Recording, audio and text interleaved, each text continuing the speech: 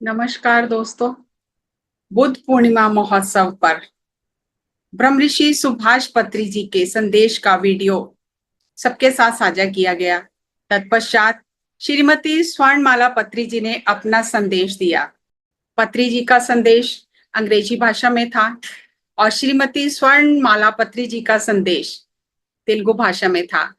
दोनों संदेश हिंदी में अनुवाद करके आपके साथ साझा करने जा रही हूँ ताकि हमें अच्छी तरह ये समझ आ जाए कि ब्रह्मऋषि सुभाष पत्री जी ने और श्रीमती स्वर्णमाला पत्री जी ने इस शुभ अवसर पर हमें क्या संदेश दिया है। उनकी ऊर्जा का, उनके संदेश का लाभ हम सबको मिले, इस उद्देश्य से ये संदेश मैं आपके साथ साझा कर रही हूँ। श्रीमती स्वर्णमाला पत्री जी ने कहा, हमारे पिरामिड स्पिरिचुअल सोसाइटीज की महानता देखिए। संगीत सुनते ही आंखें बंद करके हम कितने ही घंटे ध्यान करते हैं। अंत में जब संगीत उच्चतर स्थिति में पहुंचता है तब हमारे हाथ पैर नहीं रुकते, हम नृत्य करने लगते हैं। इस तरह ये उत्सव भी होता है और ध्यान भी होता है। ध्यान के साथ हम उत्सव मनाते हैं। जीवन में ध्यान और उत्सव दोनों का संतुलन बनाए रखना ही पिरामिड स्पिरिचुअल सोसाइटीज मूवमेंट का काम है। कुछ भी अधिक नहीं करना और कुछ भी कम नहीं करना। आत्मा हमेशा उन्नति के लिए तत्पर रहती है, ये इसका सहज गुण है। सदैव उन्नति करते रहना। साधारणतया लोग इस सहज गुण को दबाते रहते हैं। हमारा शरीर तृप्त हो जाए तो हम सोचते हैं कि आत्मा भी तृप्त हो गई है, लेकिन ऐसा नहीं है। आत्मा ऐसे कभी तृप्त नहीं होती जब तक आत्मा को उसका भोजन ना मिले। आत्मा का भोजन क्या है? आत्मा का भोजन ध्यान और ज्ञान है।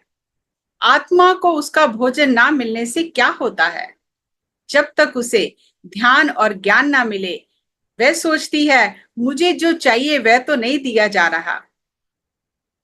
वह शरीर से निकल जाने का विचार करती है। इसलिए सावधान रहें, उसे उसका भोजन देते रहें, ध्यान और ज्ञान। अगर एक गिलास में मक्खी को बंद कर दिया जाए तो वह मक्खी गिलास में ही उड़ती रहती है, क्योंकि उड़ना उसका सहज गुण है। वह गिलास में उड़ते हुए ढक्कन से टकराकर बार बार नीचे गिरती है। बार बार गिरने के पश्चात वह सोचती है कि मेरी सीमा यहीं तक है। ऐसा सोचकर वह अपनी उड़ने की क्षमता को सीमित कर लेती है। जब ढक्कन को हटा दिया जाता है तो वह उड़कर बाहर निकल जाती है और उसका सहज गुण उभर कर बाहर आ जाता है। वैसे ही आत्मा को बंद करके रखने से वह अपने सहज गुण अर्थात उन्नत होने की प्रवृत्ति को खो देती है और वहीं पर चक्कर काटती रहती है, अर्थात पुनरपि जननम पुनरपि मरणम। यानी आत्मा बार बार जन्म मरण के चक्कर में फंसी रहती है। हमें ऐसा नहीं होने देना है। हमें अपनी आत्मा को उन्नत, अति उन्नत शिखरों के पार तक उड़ने देना चाहिए। पत्री जी ने हमें जो विद्या दी है उसी से हमें आत्मा को उन्नत, अति उन्नत करना है। सभी को बुद्ध पूर्णिमा की हार्दिक शुभकामनाएं। कल यहाँ बहुत जोर से बारिश हो रही थी, आज बादल नहीं है। ये सब ध्यान की ही महिमा है। जब चाहिए तब वर्षा होती है, जब नहीं चाहिए तब नहीं होती है। प्रकृति हमें अवसर देती है कि ध्यान करिए। ये हमारी आवश्यकता और इच्छा अनुसार होने की स्थिति है। जो हमारे अनुकूल और ध्यान के अनुकूल है, प्रकृति हमें ऐसी परिस्थिति देती है। ऐसा महान ध्यान हम कर रहे हैं।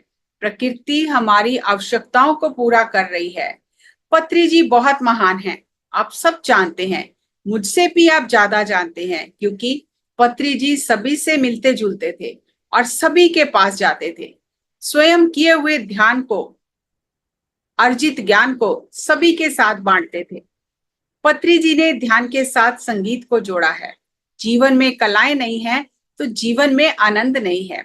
संगीत की विशेषता यही है कि संगीत के साथ ध्यान करने से हमारा शरीर, मन और आत्मा हमारे वश में नहीं रहते, अर्थात अत्यंत आनंद की स्थिति में रहते हैं। पत्री जी बिना कारण कुछ नहीं करते थे। वह जो बोलते थे वही होता था और जो होने वाला होता था वही बोलते थे। चाहे उसमें कितना भी समय लगे। हम सोचते हैं अभी तक हुआ क्यों नहीं। एक कहावत है, समय से पहले आवश्यकता से अधिक कुछ नहीं मिलता, और यदि मिल भी जाए तो चला जाता है। इसलिए जितना आवश्यक है उतना ही लेना चाहिए।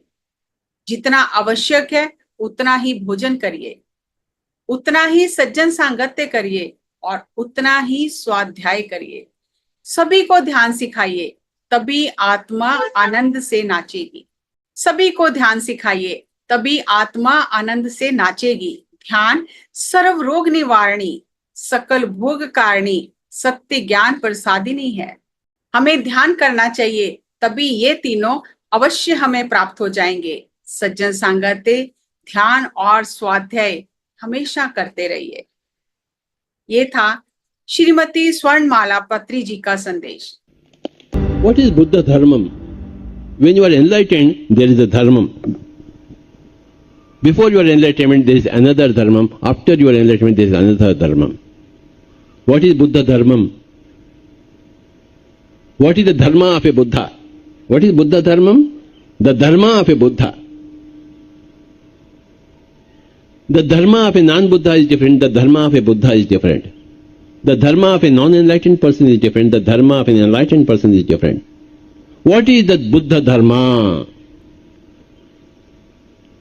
What is the Kartavya of a Buddha?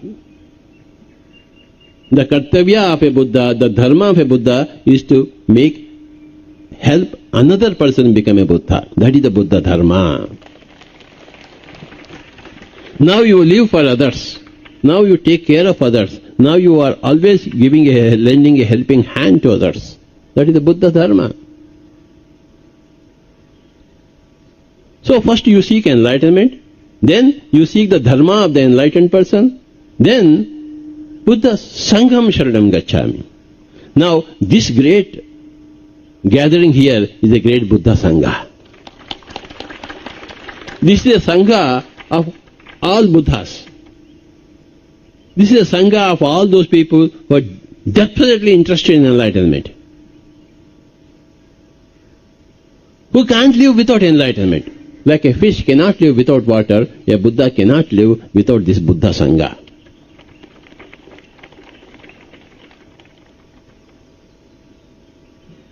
The society, a community of enlightened beings is called a Buddha Sangha. There is the first Buddham, then there is Buddha Dharmam, action of the Buddha, then there is the Buddha Sangham. Pyramid spiritual societies movement is the grandest possible Buddha Sangha on this earth, right now, or anywhere in the creation.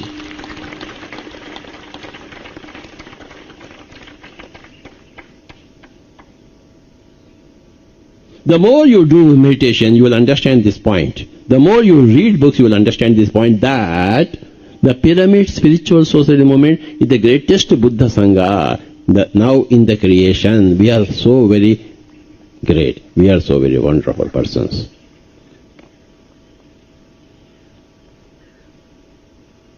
That's why we want to come back here again and again and again. We want to seek the company of Buddhas. And we are always in the Buddha Dharma. Whoever comes with a little less enlightenment than us, then we say, "Hi guy, come here. Now you have to fine tune here.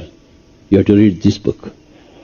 You have to do this meditation. Go to that person and learn something from that person. Go to this person and learn something from them." So we guide. That is the Buddha Dharma. We seek enlightenment within ourselves, then we seek the Buddha Dharma, the action, the Kartavya, the Dharma of the Buddha, then we seek the company of Buddhas.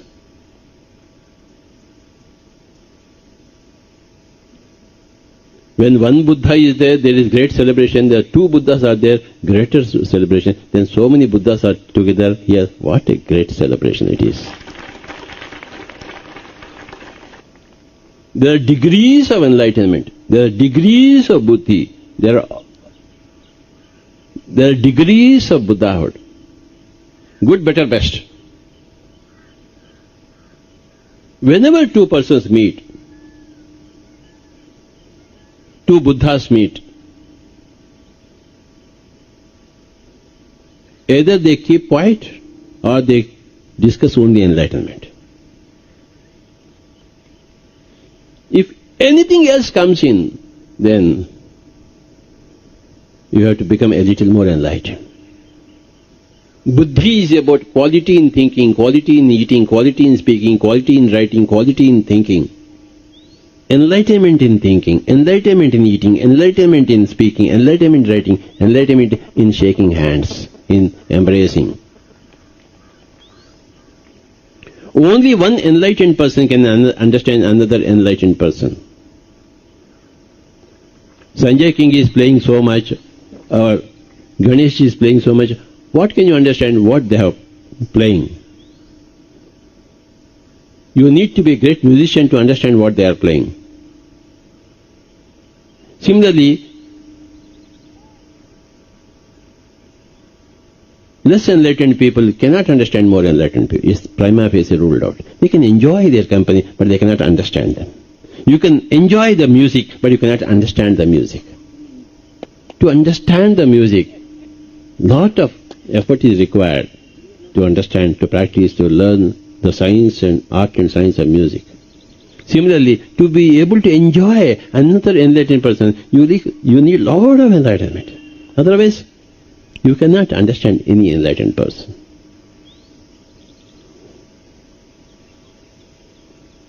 The more enlightened persons can understand the less enlightened person, but the less enlightened person cannot understand the more enlightened person. He thinks something is wrong, strange with this fellow. Either wrong or strange.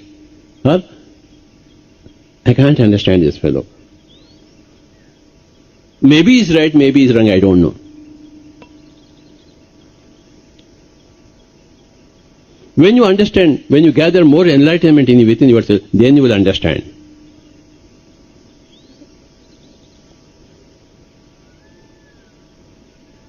These 7 days, we are living here in the Buddha Sangha, where everybody is a Buddha here. Remember that point. So, you have to learn, talk to each and every person to gather some light from that person. That is the purpose of these 7 days. Congregation of Buddhas.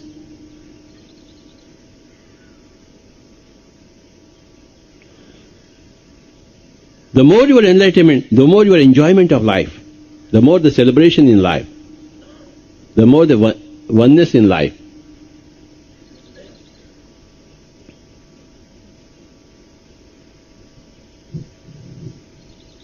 All personal problems vanish when you are enlightened. People come for clearing their personal problems, but they should not come to clear their personal problems. They must come here to have more enlightenment. In that scheme of more enlightenment, your personal problems will be automatically solved. Don't concentrate on personal problems. Concentrate on seeking enlightenment, more and more light, understanding things. ब्रह्म ऋषि सुभाष पत्री जी के संदेश का हिंदी अनुवाद। ब्रह्म ऋषि सुभाष पत्री जी ने कहा, बुद्ध धर्म क्या है? जब आप आत्मज्ञानी हैं तो आपका धर्म अलग है। आत्मज्ञान से पहले आपका धर्म अलग है। आत्मज्ञान के बाद धर्म अलग है। बुद्ध धर्म क्या है? बुद्ध का धर्म है, बुद्ध का कर्तव्य है कि दूसरे व्यक्ति की बुद्ध बनने में मदद करे। यही बुद्ध का धर्म है। अब आप दूसरों के लिए जीते हो, दूसरों का ख्याल रखते हो, आप हमेशा दूसरों को सहयोग देने के लिए तत्पर रहते हो। यही बुद्ध धर्म है। पहले आप आत्मज्ञानी बनते हो, फिर आत्मज्ञानी के धर्म को जानते हो और फिर बुद्ध के संग में जाते हो। यहाँ ये बुद्ध संघ है, ये सब बुद्ध पुरुषों का संघ है जो आत्मज्ञान में उत्सुक हैं।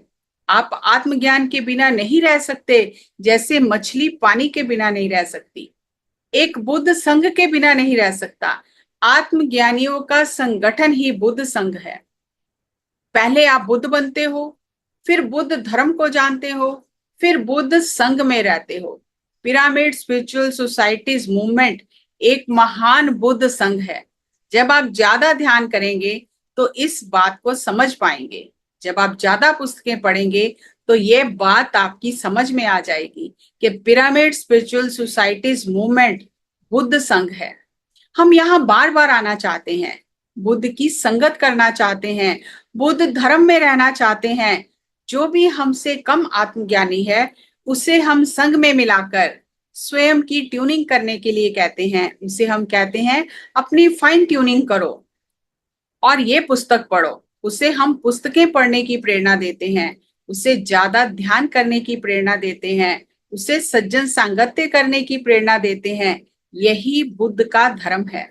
हम स्वयं के लिए आत्मज्ञान की खोज करते हैं, फिर हम बुद्ध धर्म का पालन करते हैं और फिर बुद्ध की संगत को ढूंढते हैं। जब एक बुद्ध है तो उत्सव है, जब दो बुद्ध हैं तो और ज्यादा उत्सव है, और जहां अनेक बुद्ध हैं वहां महान उत्सव है। आत्मज्ञान की अनंत अवस्थाएं हैं, बुद्धि की अनंत अवस्थाएं हैं और बुद्धत्व की भी अनंत अवस्थाएं हैं। Good, better, best.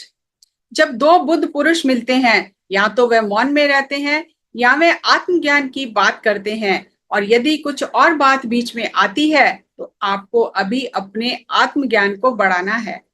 बुद्ध की हर चीज में गुणवत्ता है, सच में गुणवत्ता, खाने में गुणवत्ता, लिखने में गुणवत्ता, बोलने में गुणवत्ता, आत्मज्ञान में गुणवत्ता, हाथ मिलाने में गुणवत्ता, गले लगाने में भी गुणवत्ता। एक आत्मज्ञानी ही दूसरे आत्मज्ञानी को समझ सकता है, जैसे एक निपुण सितार वादक ही दूसरे सितार वादक को समझ सकता है। अगर आप संगीत नहीं जानते तो आप संगीत का आनंद ले सकते हैं, पर संगीत को जान नहीं सकते। इसी तरह आप आत्मज्ञानी की संगत का आनंद तो ले सकते हैं, पर आत्मज्ञानी को नहीं जान सकते जब तक आप स्वयं आत्मज्ञानी नहीं बने। संगीत को जानने के लिए आपको संगीतकार बनना है, तभी आप एक संगीतकार को समझ पाएंगे। इसी तरह एक कम आत्मज्ञानी अपने से बड़े आत्मज्ञानी को नहीं समझ सकता। वह उनकी संगत का आनंद ले सकता है। जैसे संगीत को जानने के लिए, संगीत की कला और विज्ञान को समझने के लिए बहुत अभ्यास की आवश्यकता है, इस तरह यदि आप किसी आत्मज्ञानी की संगत का आनंद लेना चाहते हैं तो उसके लिए आपको बहुत आत्मज्ञान चाहिए, नहीं तो आप किसी आत्मज्ञानी को जान नहीं सकते। एक आत्मज्ञानी को आत्मज्ञानी ही समझ सकता है, एक कम आत्मज्ञानी अपने से बड़े आत्मज्ञानी को नहीं समझ सकता। उसे लगता है ये व्यक्ति कुछ अजीब है, उसे कुछ भी समझ नहीं आता, क्या सही है क्या गलत है। जब आप और अधिक आत्मज्ञानी हो जाते हो तब आप जान जाते हो। हम यहाँ हर बुद्ध से सीखते हैं, आपको हर किसी से सीखना है। आप जितने आत्मज्ञानी होते हैं उतना ही आप जीवन का आनंद लेते हैं, उतना ही आपके जीवन में उत्सव होता है, उतना ही आपके जीवन में एकत्व होता है। आपकी सभी व्यक्तिगत समस्याओं का अंत हो जाता है। जब आप आत्मज्ञानी हो जाते हो तो सभी व्यक्तिगत समस्याओं का अंत हो जाता है। लोग अपनी समस्याओं के समाधान के लिए ध्यान में आते हैं। यहाँ समस्याओं के समाधान के लिए नहीं, ज्यादा आत्मज्ञान पाने के लिए आना है। आएंगी आत्मज्ञान की राह पर आपकी व्यक्तिगत समस्याएं स्वतः ही समाप्त हो जाएंगी। इसलिए व्यक्तिगत समस्याओं पर ध्यान केंद्रित ना करें, आत्मज्ञान पर ध्यान केंद्रित करें और ज्यादा से ज्यादा चीजों को समझें। दोस्तों, ये था ब्रह्म ऋषि सुभाष पत्री जी का और स्वर्णमाला पत्री जी का बुद्ध पूर्णिमा महोत्सव 22 मई 2024 को दिया गया संदेश। 23 मई 2024 का संदेश अगली कड़ी में आपके साथ साझा करूंगी। तब तक नमस्कार, धन्यवाद।